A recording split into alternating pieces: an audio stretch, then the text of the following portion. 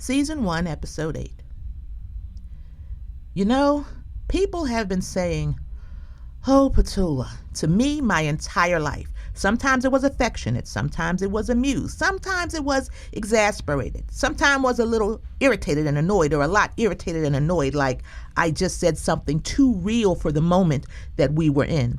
It wasn't always praise, but it always meant they heard me. And now I've decided to give that phrase a home. This is Oh Petula, a short podcast about long, layered truths. So let's get into it. I would like to rebrand something. Follow me, if you will.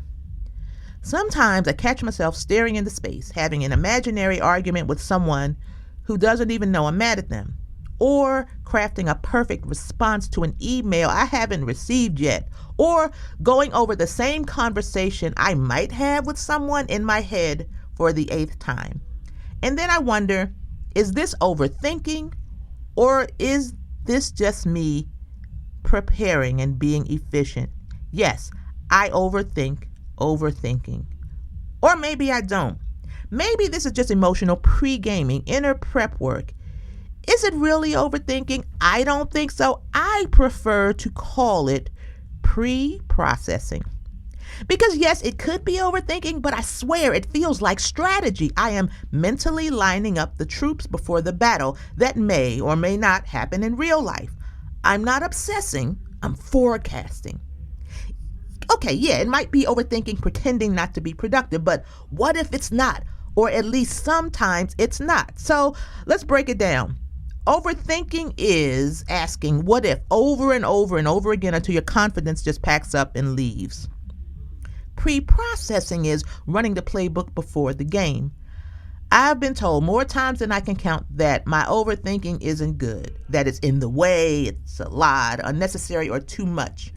It's wild how overthinkers and introverts, which I also am, despite this podcast, are always being lovingly, sometimes not lovingly, dragged towards fixing themselves. We're constantly being coached, cajoled, or gently encouraged to come out of our heads and just feel the moment, as if the moment didn't have consequences sometimes. No one ever says, "Wow, you sure are underthinking this." That can't be healthy. But we get the whole TED Talks and think pieces aimed at breaking us out of what is, in many cases, a very valid adaptation to life in a chaotic world. So maybe overthinking just needs a new name. Maybe overthinking doesn't need fixing. Maybe it just needs rebranding. Pre-processing. Call it pre-processing. And suddenly it sounds like emotional intelligence with a LinkedIn profile. Overthinking is what they call it when they don't understand it. But pre-processing, that sounds strategic. That sounds like something you charge for. Pre-processing, because overthinking sounds like a problem, but advanced mental analysis sounds like a skill set. What if I'm not spiraling? I'm just running high-level simulations on my life. Part of the reason I do this is because I don't always react quickly in the moment. I'm not always the clapback queen.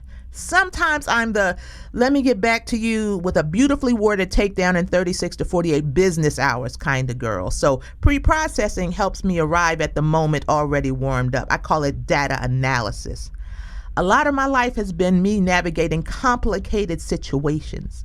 I've often had to be my own safety net. So for me, pre-processing is a form of self-protection. It's how I stay ahead of things. It's how I calculate the fallout before I leap.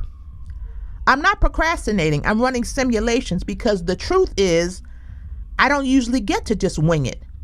The cost of getting it wrong has always been super high for me, too high. So I pre-process to avoid saying the thing I'll regret or doing the thing I'll regret.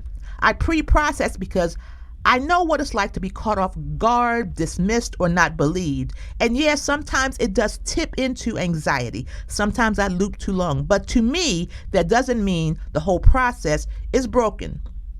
So yes, sometimes I am spiraling. Other times I'm strategically spinning. It's a fine line that can be a little blurry. Not all mental activity is mental illness. Not all quiet is peace. So not all overthinking is a waste of time. So how do you tell the difference? Overthinking feels like panic, paranoia, paralysis, feeling stuck in a loop with no exit. Pre-processing feels like thoughtfulness, slowness, scenario planning with emotional intelligence. One is fear running the show. The other is you controlling the pace of the show so it doesn't run you. The key to pre-processing is to do it without getting frozen in the pre-processing process. That is the sweet spot, to not get stuck. If you get stuck in the process, that's when it's probably safe to consider it overthinking. So these days when someone says to me, Petula, you're overthinking, I smile politely and say, actually, I'm pre-processing, because I refuse to underthink. Way too much of that is happening in the world right now. So for my overthinkers, from now on, call it pre-processing, because underthinking is for suckers. That's it for today. If this made you laugh or sigh or say, oh, Petula, share it with someone who'll get it and with someone who won't get it so you have something to talk about.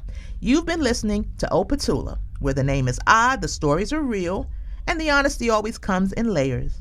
I hope you'll come back next week.